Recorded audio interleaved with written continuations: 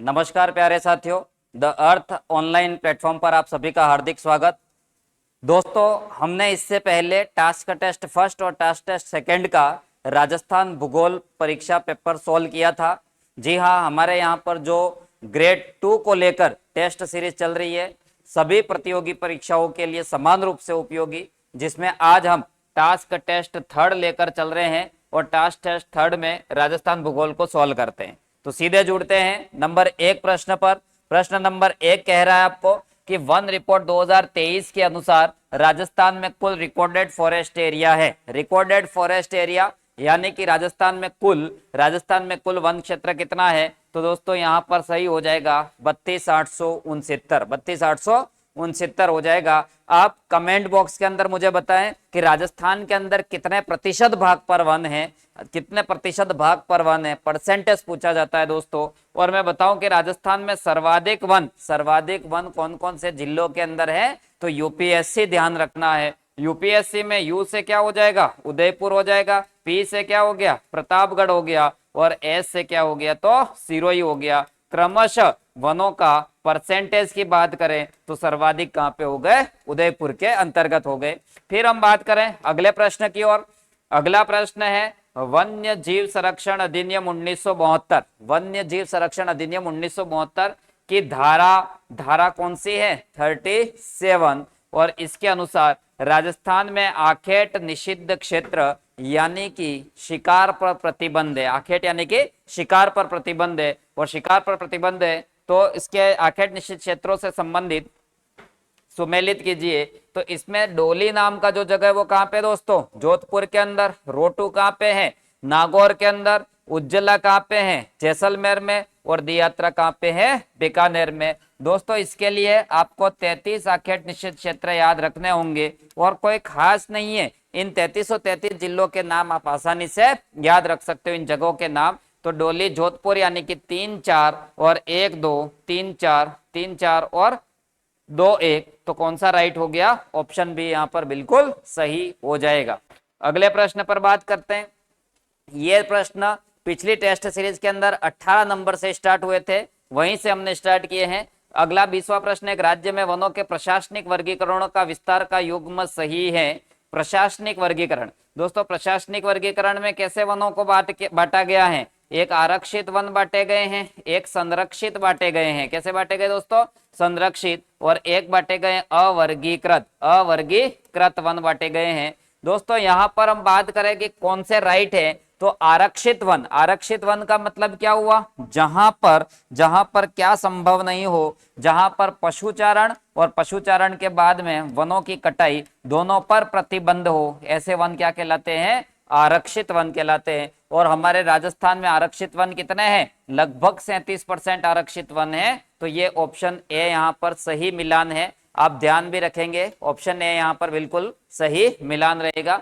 फिर हम बात करते हैं अवर्गीकृत वन। नहीं दोस्तों, अवर्गीकृत वन 6.62% रहेंगे और सुरक्षित वनों का यहाँ पर डाटा। तो ऐसे में यहाँ दोनों ही गलत हैं। कौन सा राइट हो जाएगा? ऑप्शन सी बिल्कुल राइट हो जाएगा। आपको यहाँ पर बताना है अवर्गीकृत वन कितने हो गए? 6.62, और संरक्षित वन कितने हो गए?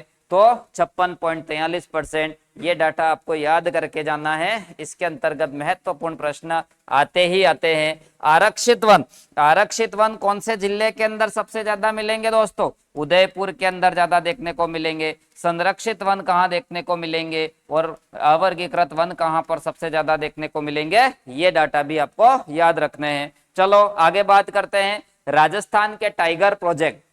राजस्थान के अंदर टाइगर प्रोजेक्ट और संबंधित जिलों का युग्म सुमेलित है।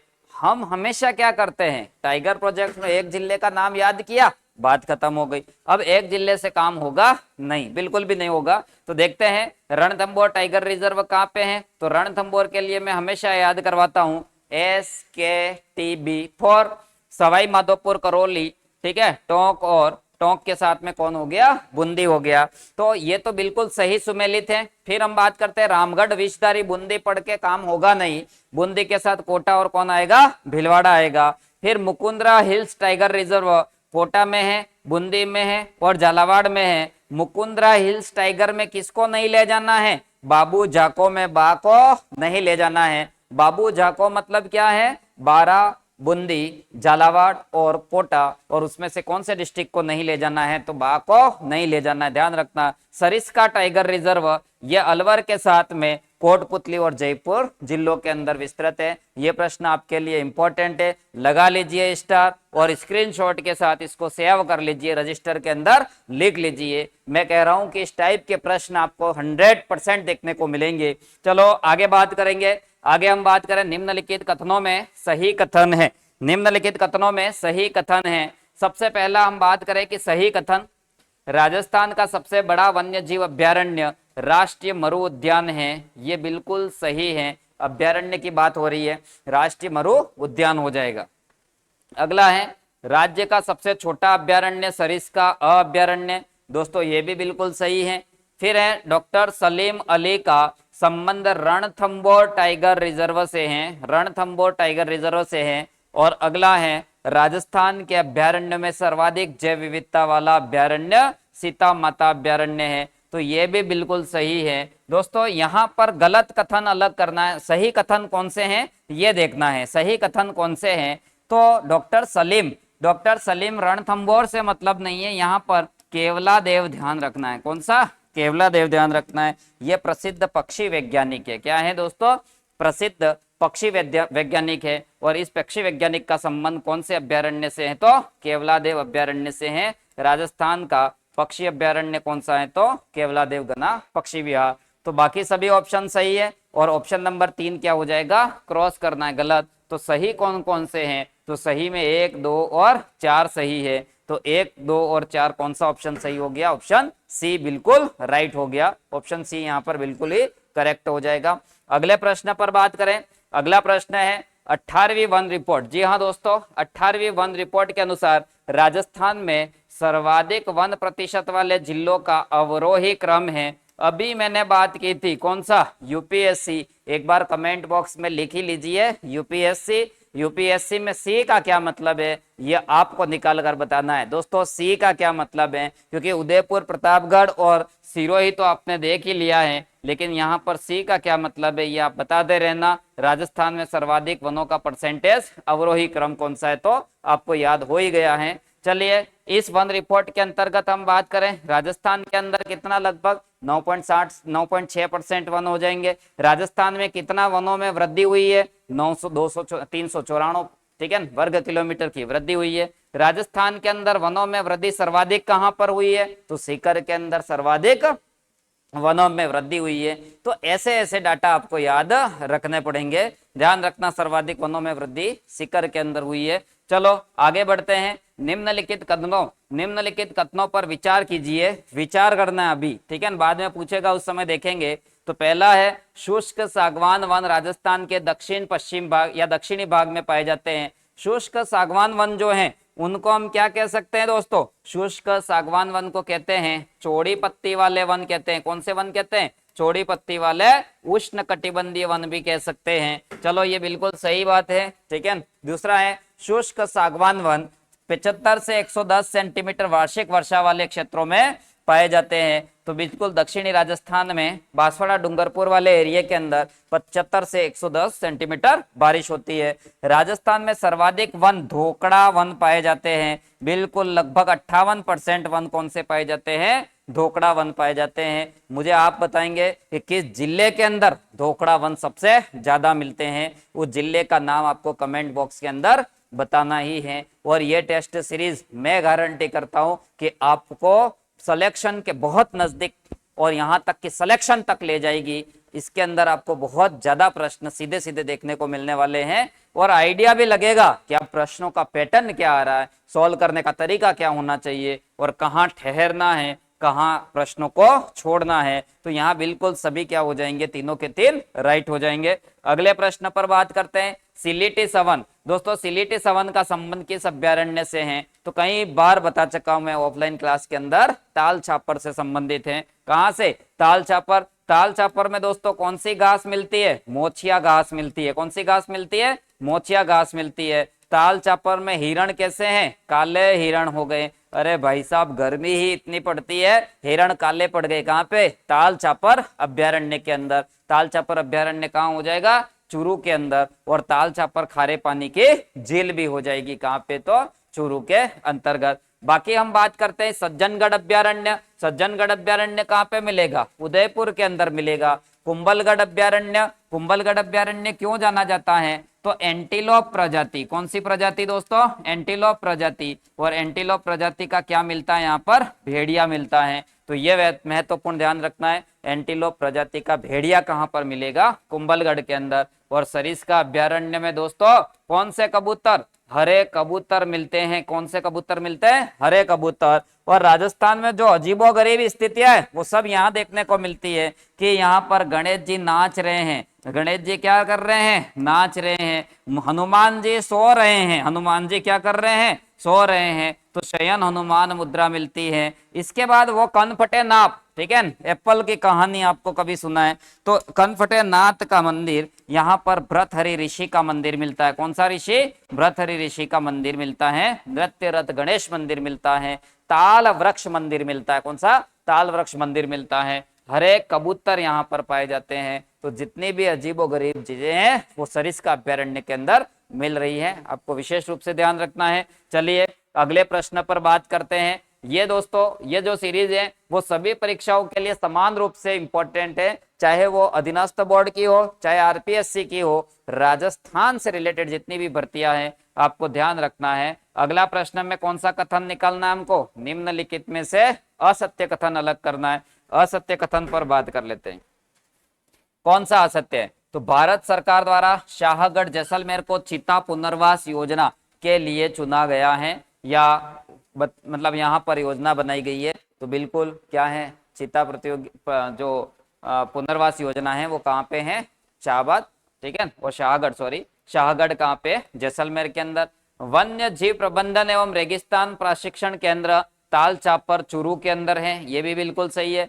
हाल ही में राजस्थान के कुंभलगढ़ वन्य जीव अभ्यारण्य को राज्य का 5वां बाघ प्रस्तावित किया गया है। 5वां बाघ प्रोजेक्ट नहीं है दोस्तों, ये 6वां बाघ प्रोजेक्ट हो जाएगा।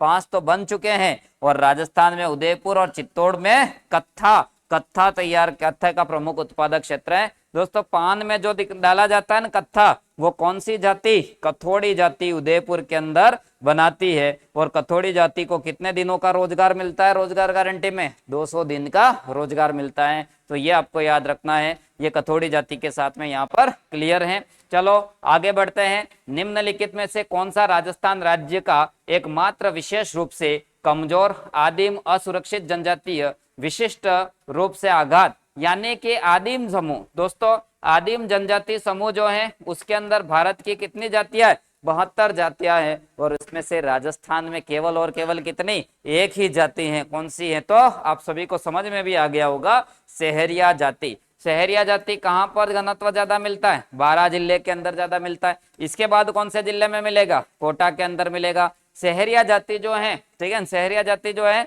12 के भी कहां पर, तो शाहबाद 12 के अंदर इसका घनत्व सबसे ज्यादा मिलेगा आपको। तो ये सहरिया जनजाति के बारे में याद करना है आपको। इसके साथ में राजस्थान की सबसे बड़ी जाति कौन सी है, मीणा। मीणा के बाद सेकंड नंबर कौन सी है, भील, और भील के बाद थर्ड नंबर हो जाएगी गरासिया जाति। उदयपुर के अंदर कथोड़ी के बारे में हमने बात कर ही ली है, कथोड़ी जाति कहां पर मिलेगी, स्पेशली उदयपुर के आसपास। चलो आगे बात करते हैं। निम्नलिखित में से कौन सा कथन राजस्थान की सहरिया जनजाति, आ गई, सहरिया जनजाति के बारे में सही नहीं है। तो सहरिया जनजाति के बारे में सही नहीं है मतलब, तो सहरिया का निवास दक्षिणी पूर्वी राजस्थान में, दक्षिणी पूर्वी राजस्थान वो भी 12 जिले में, कहां पे, 12 जिले के, शाहबाद अभी बात की थी, और किशनगंज तहसील के अंदर है। तो ये तो बिल्कुल सही है। अगला है, इनमें चौहान डोडिया आदि जैसे गोत्र होते हैं।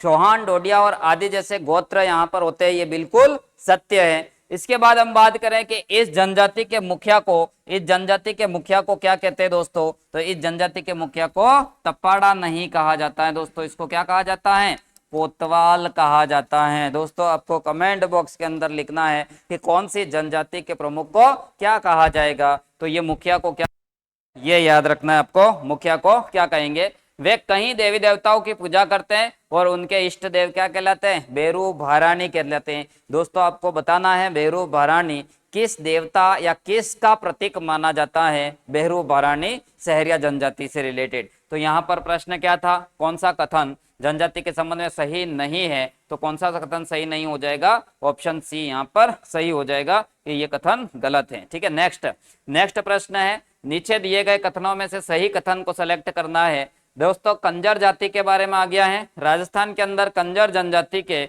अधिकतर कोटा, बूंदी, झालावाड़ यानी कि हाड़ौती के अंदर मिलती है। इसके अलावा ये अजमेर, अलवर और भीलवाड़ा, उदयपुर के अंदर भी मिलेगी।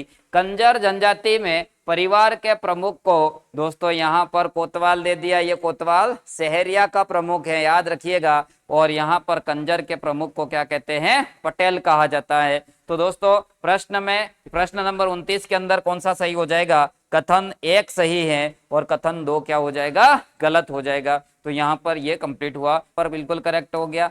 नेक्स्ट प्रश्न है 30 नंबर प्रश्न कह रहा है कि जनजाति और उनकी प्रथाएं आप मिलान करो। अब आया प्रश्न, बहुत महत्वपूर्ण प्रश्न है आपके लिए। गरासिया जनजाति, भील जनजाति, कंजर जनजाति और सहरिया जनजाति। तो दोस्तों कंजर जनजाति जो है वो हाकम राजा का प्याला पीकर कभी झूठ नहीं बोलती, झूठी सौगंध नहीं खाती है, तो ये ध्यान रखना है। इसके साथ में हम बात करें भीलों का एक त्योहार मतलब एक रिवाज है, प्रथा है, कौन सी, मोकड़ी। और सहरिया में अभी अभी आप पढ़े हो कौन से देवता की पूजा करते हैं, ये इष्टतम देव बेरू भरानी की। और अनाला मोरियो भी किसकी पूजा पद्धति है, तो गरासिया की पूजा पद्धति है। यहाँ पर कौन सा राइट हो रहा है, ये तो आप ऑप्शन में ही दे देना। प्रश्न नंबर 3 में कौन सा राइट हो रहा है, तो 3 है, 2 है और 1, 3, 2, 4 और 1, 3, 2, 4 और 1, यहाँ पर सी ऑप्शन बिल्कुल सही हो जाएगा। चलो अगला प्रश्न है, 2 ही प्रश्न और है।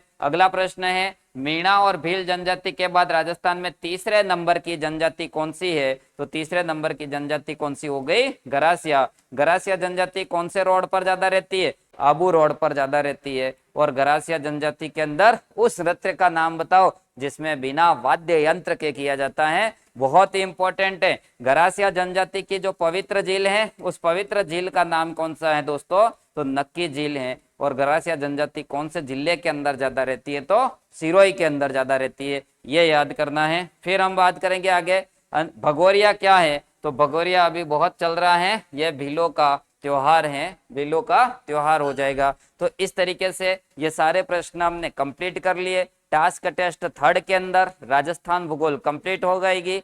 अब 26 अप्रैल को, ठीक है, टास्क टेस्ट 4 रहेगा, उसका सॉल्यूशन आपको जल्द ही यूट्यूब चैनल के माध्यम से मिलेगा। दोस्तों इस चैनल को अधिक से अधिक लोगों तक शेयर करना है, सब्सक्राइब करना है अपने साथियों तक, और वो उन साथियों तक जो वास्तव में गंभीरता से तैयारी कर रहे हैं वहां तक पहुंचाने में आपको सहयोग करना है। बहुत बहुत धन्यवाद।